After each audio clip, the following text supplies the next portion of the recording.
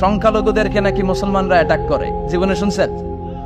কোন দাড়িওয়ালা টুপিওয়ালা, আলিয়া মাদ্রাসার ছাত্র, কওমি মাদ্রাসার ছাত্র, কোন ইসলামী আন্দোলনের কর্মী, এটা জামায়াতি বলেন, হেফাজতি বলেন, আহলে হাদিস বলেন, কওমি বলেন, আলিয়া বলেন, মন্দির ভাঙ্গা, মূর্তি ভাঙ্গার সাথে ইসলামের পক্ষের শক্তির কোনো সম্পর্ক নাই। চিল্লায় বলেন ঠিক কিনা? ইসলামের পক্ষের শক্তি মন্দির পাহারা দেয়। তারা সাম্প্রদায়িক সম্প্রীতিতে বিশ্বাসী, কোন দাঙ্গা হাঙ্গামা সন্ত্রাসবাদে ইসলাম বিশ্বাস করে না। চিল্লায় বলেন ঠিক কিনা? শেষ পর্যন্ত সে বাংলাদেশে থাকতে পারে নাই। ওরে যখন ইন্ডিয়াতে লুকিয়ে নেওয়া হয়, ওর গায়ে বোরকা পরিয়ে নেওয়া লেগেছিল। চিল্লায় বলেন ঠিক কিনা? আমরা এদের হেদায়েতের দোয়া করি। আমরা প্রত্যেকের জন্য হেদায়েতের দোয়া করি প্রথমে। আর যদি হেদায়েত নসিবে না থাকে, কারুন, সাদ্দাত, নমরুদ আর ফেরাউনের যে দশা হয়েছে, বাংলার জমিনের ইসলাম বিরোধী বেহায়াদের ওই দশা আল্লাহ তুমি করে দাও।